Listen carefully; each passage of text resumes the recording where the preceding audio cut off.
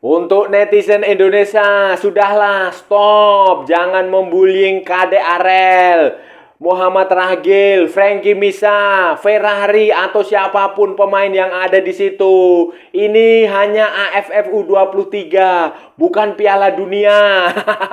Ini tidak ada maknanya, ini hanya pertandingan level kecamatan lah. Anggap aja ini hanya uji coba, bukan sesuatu yang penting dan bukan sesuatu yang bergengsi, biasa aja. Halo saudara-saudara, jumpa lagi dengan komentator gadungan di sini. Dengan komentator yang gadungan. Seperti biasa saudara-saudara, kalau kita sudah bertemu, pasti akan ada yang kita bicarakan. Baik yang bermanfaat maupun yang tidak bermanfaat. Baik yang berguna maupun yang tidak berguna. Baik yang menyenangkan maupun yang bikin sedih. Bebas saudara-saudara, bebas, bebas, bebas. Yang penting sopan. Dan hari ini saudara-saudara, hari ini seperti biasa juga kita tetap akan membicarakan sepak bola di seputaran Asia Tenggara, di negara-negara tetangga, di negara-negara serumpun, di negara-negara jiran kita. Dan yang sekarang ini yang akan kita bahas adalah kekalahan timnas Indonesia U23 dari tim nasional Malaysia U23. Pada pertandingan pertama Piala AFF U23 di grup B, Indonesia sempat unggul 1-0. Indonesia sempat memimpin melalui aksi keren Ramadan Sananta. Tetapi pada akhirnya di babak kedua, strategi Jitu Elavarasan dengan memasukkan Fergus Terni telah membuat Indonesia kena comeback. Skornya 1-2. Terni mencetak 2 gol berkat kesalahan para pemain Indonesia. Dan ini telah membuat banyak netizen, banyak fans Indonesia kecewa dengan membullying para pemain muda Indonesia itu. Kasihanlah, kasihan. Mereka masih muda dan masa depan mereka masih cerah. Jadi tolong dihentikan, tidak perlu dibullying. Ini hanya pertandingan kaleng-kaleng, level kecamatan, tidak bermakna apa-apa, bukan Piala Dunia saudara-saudara. Nah, ini akan seperti apa saudara-saudara? Ini akan kita bahas, akan kita ulas, akan kita analisis mengapa Malaysia bisa menang dan mengapa Indonesia bisa kalah di edisi kali ini saudara-saudara.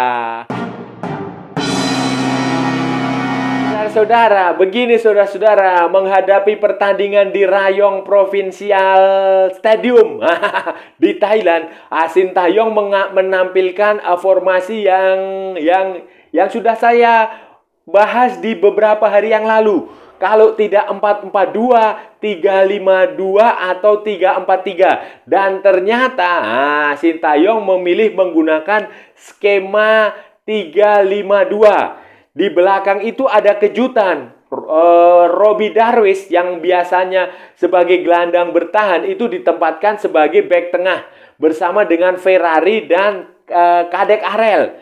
Sementara di sayap kiri, wingback kiri ada Frankie Misa, di wingback kanan ada Bagas Kava. Bagas Kava juga menjadi kapten dan ini kejutan. Walaupun saya sudah memprediksi kaptennya adalah pemain belakang, tetapi waktu itu saya memperkirakan Hernando atau Dewangga. Ternyata diberikan kepada Bagas Kava. Kemudian di tengah itu ada Kanu Helmiawan, kemudian ada Arkan Fikri ya, dan si Beckham Putra Nugraha. Sementara di depan Ivan Jauhari berduet dengan Ramadan Sananta.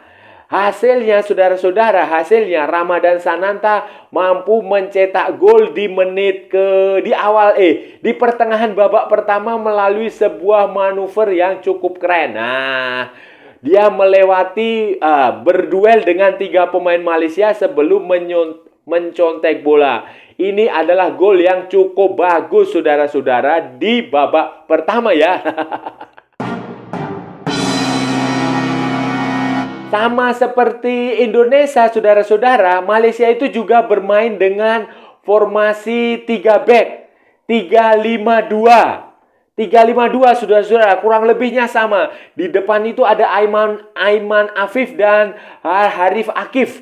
Kemudian kipernya si Rahadi Asli. Sementara 3 pemain di belakang itu adalah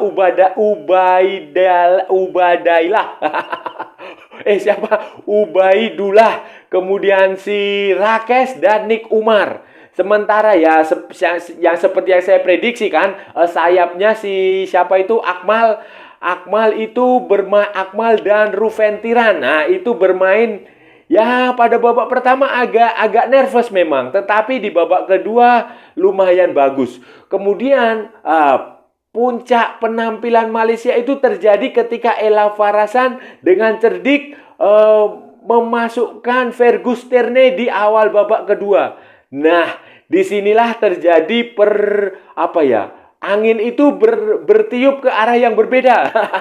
Jika babak pertama itu Malaysia cenderung defensif, berhati-hati, sementara Indonesia seperti biasa mencoba untuk mengendalikan permainan. Nah, di babak kedua ini anginnya berubah. Arah pertandingannya berubah karena Malaysia yang justru lebih berani melakukan inisiatif serangan. Nah, itu wajar karena tertinggal di babak pertama kan, otomatis Malaysia harus mengejar defisit gol. Dan masuknya Fergus Terni ini benar-benar mengubah jalannya pertandingan.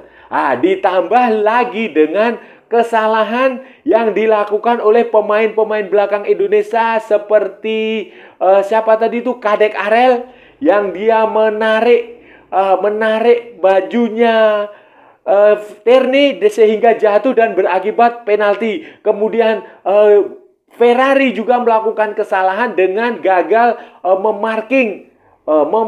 mengantisipasi keberadaan Terni ketika melepaskan tembakan ke gawang Hernando. Nah, jadi kunci kebangkitan Malaysia itu ada di babak kedua, saudara-saudara. Tampaknya Ella Farasan sudah benar-benar mengamati permainan Indonesia di babak pertama dan dia mencarikan solusinya di babak kedua ketika jeda di istirahat dan dia berhasil. Sementara Sintayong itu tampaknya terlambat. Ya, entah terlambat untuk melakukan pergantian pemain atau juga dia merasa ini bukan sesuatu pertandingan yang harus direspon dengan sangat serius. Terbukti ketika golnya Ramadan Sananta yang cukup bagus juga, Sintayong juga tampaknya biasa-biasa aja. Ya, dia tepuk tangan tapi tidak euforia lah, terlihat santai sekali dan tidak seperti biasanya saudara-saudara. Sintayong itu sangat menggebu-gebu ketika timnya tertinggal, tetapi yang kita lihat ya tampaknya biasa-biasa aja, tidak terlalu excited, tidak terlalu antusias juga. Jadi ya biasa. Penampilan respon santai itu terjadi di kedua kubu, saudara-saudara. Kalau saya lihat ya, pelatih Malaysia Ella Farasan juga terlihat santai, tidak terlalu ngotot, istilahnya begitu, tidak terlalu mengejar harus fight, harus ngotot lah, pokoknya harus bermain fight benar-benar mati-matian. Begitu pula Sintayong itu juga terlihat santai saja, tidak terlalu ingin mengejar mati-matian, harus menyerang, harus bertarung sampai mati di lapangan. Tidak, itu terlihat sekali. Karena sejak awal juga kedua pelatih sudah berkomitmen bahwa menjadikan pertandingan ini ya sebatas uji coba untuk kualifikasi Piala Asia U23. Selain uji coba juga ini karena materi pemain yang dibawa kedua pelatih ini juga memprihatinkan, saudara-saudara. Malaysia ya kita tahu tidak ada pemain di Liga Super di situ. Indonesia juga banyak klub yang menahan pemain, tidak mengizinkan pemain. Setiap klub hanya mengirimkan 2 pemain dan banyak pemain baru yang sama sekali belum pernah bermain bersama di situ. Banyak pemain yang ya memang ada beberapa pemain SEA Games, tetapi kan pemain SEA Games itu walaupun mereka sudah pengalaman di SEA Games, tapi kan dengan pemain baru yang baru gabung di situ kan juga belum pernah bermain dalam sebuah tim. Mereka di latihannya pun hanya berapa hari ya? Kurang dari seminggu. Itu pun hanya internal game. Tidak ada friendly match dengan negara lain yang lebih kuat. Jadi ya memang ini ya sebenarnya hanya pertandingan uji coba saja, saudara-saudara, hanya friendly match. Kan juga Sintayong juga terkendala bahwa dia membawa dua pemain yang ternyata tidak diizinkan bermain, si Komang sama Titan. Jadi begini ceritanya, awalnya PSSI itu mengirim surat ke AFC bertanya, karena AFC mengatakan AFF dan AFC mengatakan ini hanya friendly match, sehingga AFF mengatakan dua pemain ini bisa tampil. Karena yang dihukum adalah di pertandingan resmi.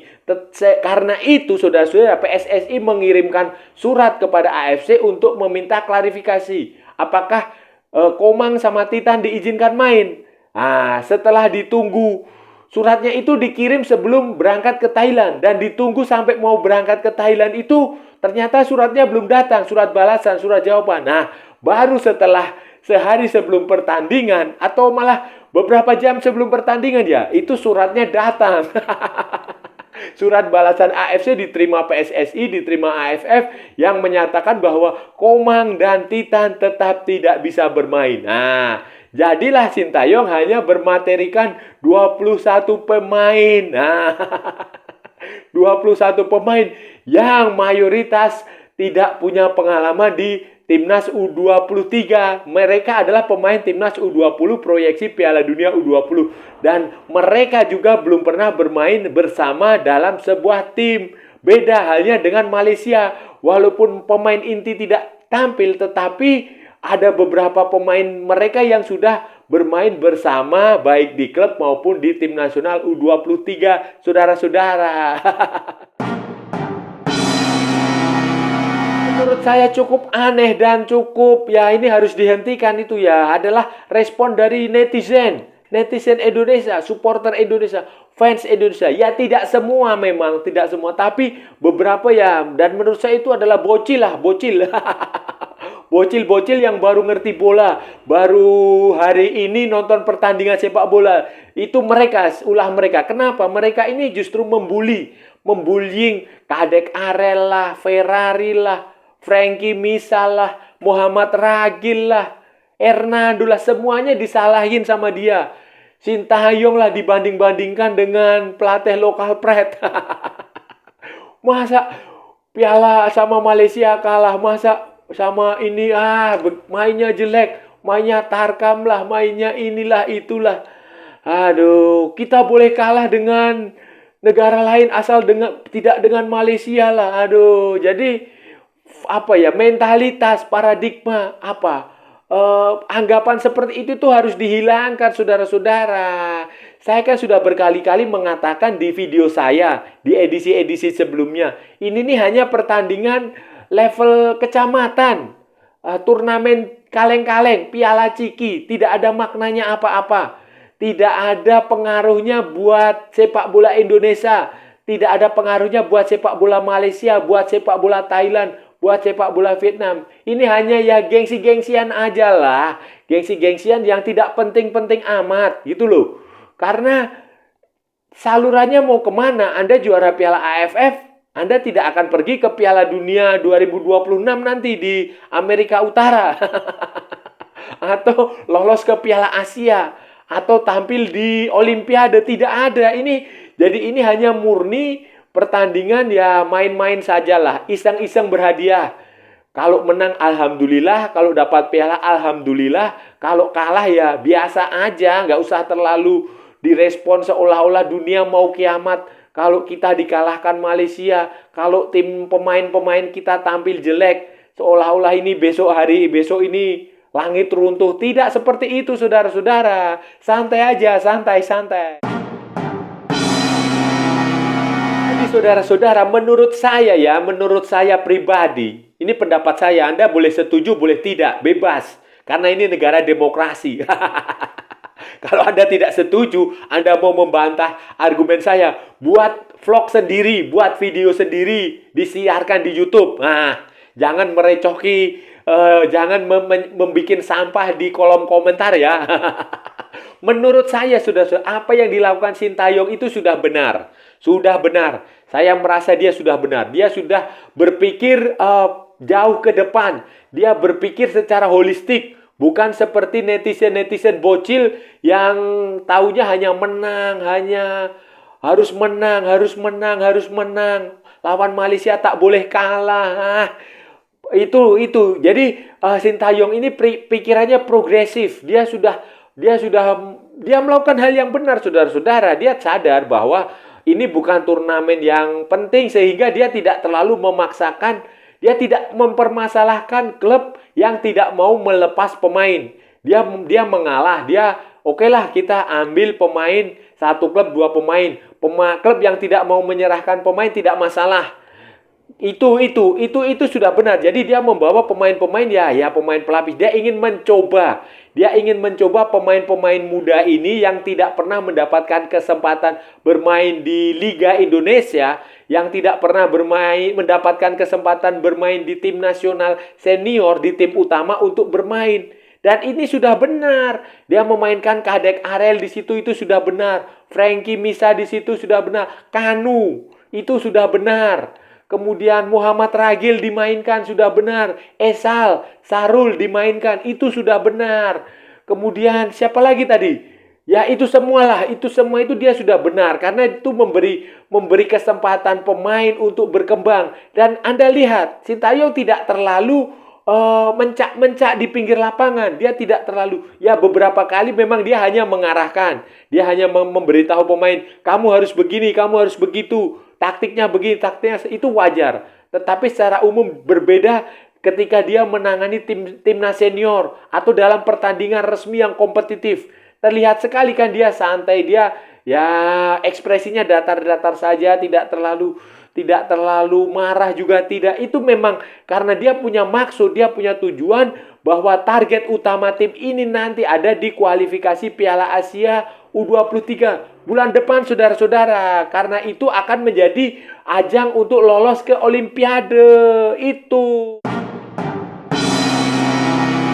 Selanjutnya bagaimana, saudara-saudara? Berikutnya bagaimana? Next bagaimana? Selanjutnya Indonesia masih akan melawan Timor Leste. Timor Leste, saudara-saudara. Di pertandingan kedua hari Minggu kalau nggak salah. Itu. Dan saya percaya dan saya menyarankan, dan saya rasa saran saya juga sama dengan pikirannya Sintayong. Sintayong pasti akan mengubah materi pemain, mengubah skuad yang ada. Kemungkinan Hernando tidak akan dimain, dia akan memberikan kesempatan kepada Dava Fasya atau si Agus Nuri untuk bermain. Kemudian di belakang itu juga dia akan memberikan kesempatan kepada pemain yang belum tampil hari ini. Di pertandingan melawan Malaysia akan tampil di tengah, di depan, itu sama saja. Itu tujuannya adalah untuk memberikan kesempatan pemain-pemain muda itu menunjukkan kemampuan terbaik. Memberi kesempatan pemain itu untuk mendapatkan pengalaman bertanding, pengalaman di turnamen level ASEAN. Ya tujuannya tadi yang seperti yang saya bilang. Dan ini pemain-pemain ini kan masih muda. Masa depan mereka itu masih panjang. Tak usahlah kalian bully, tak usahlah kalian caci maki, tak usahlah kalian hina, tak usahlah kalian salah-salahkan. Ini hanya pertandingan sepak bola, bukan perang kemerdekaan sebuah bangsa. Bukan. Mereka itu bermain di situ ya, itu mereka menimba pengalaman. Mereka merasakan, mencicipi kesempatan bermain. Karena itu banyak sekali yang baru debut di timnas U23, saudara-saudara. Beberapa pemain juga kayak si Ragil itu bahkan tidak main di timnas U20. Kadek Arel itu ikut seleksi timnas U20 tetapi tidak dipanggil untuk bermain di timnas U20. Frankie Misa ikut timnas U20.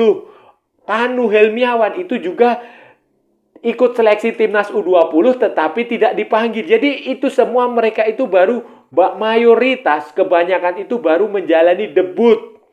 Baru menjalani debut internasional baik di pertandingan level Asia Tenggara maupun debut di timnas U20, saudara-saudara.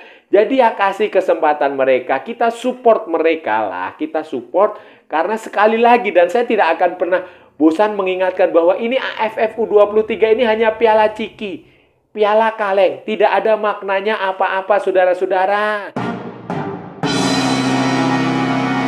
Nah, saudara-saudara, itu tadi pembahasan kita hari ini, saudara-saudara. Kita sudah bicara panjang lebar tentang hasil pertandingan di grup B Piala AFF U23 yang mempertemukan Indonesia asuhan Sintayong dengan Malaysia asuhan Ella Farasan. Hasilnya Indonesia kalah 1-2 setelah sempat unggul 1-0. Nah, ini tadi sudah kita paparkan, kita jelaskan mengapa Indonesia bisa kalah dan mengapa Malaysia bisa menang. Kita tadi juga sudah membahas bagaimana turnamen ini bukan turnamen yang perlu diributkan. Bukan turnamen yang menyangkut gengsi, harga diri. Apalagi, ini bukan Piala Dunia, bukan Piala Asia. Ini hanya level junior. Dan semua pemain yang datang juga bukan pemain utama, pemain cadangan. Malaysia dengan pemain-pemain yang main di Liga 2, Divisi 2, dan Divisi 3. Begitu pula Indonesia. Walaupun beberapa pemain Liga 1, tetapi mereka kebanyakan juga adalah pelapis di klubnya masing-masing. Karena pemain utama tidak diizinkan karena ini bukan kalender FIFA.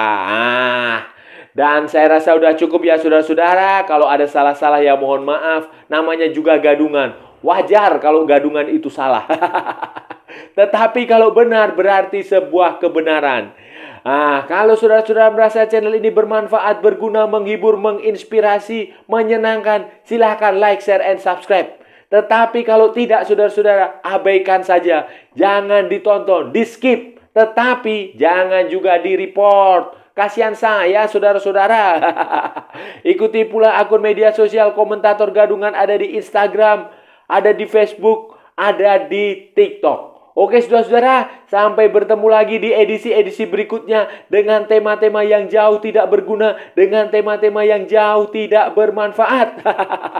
Salam olahraga dan merdeka!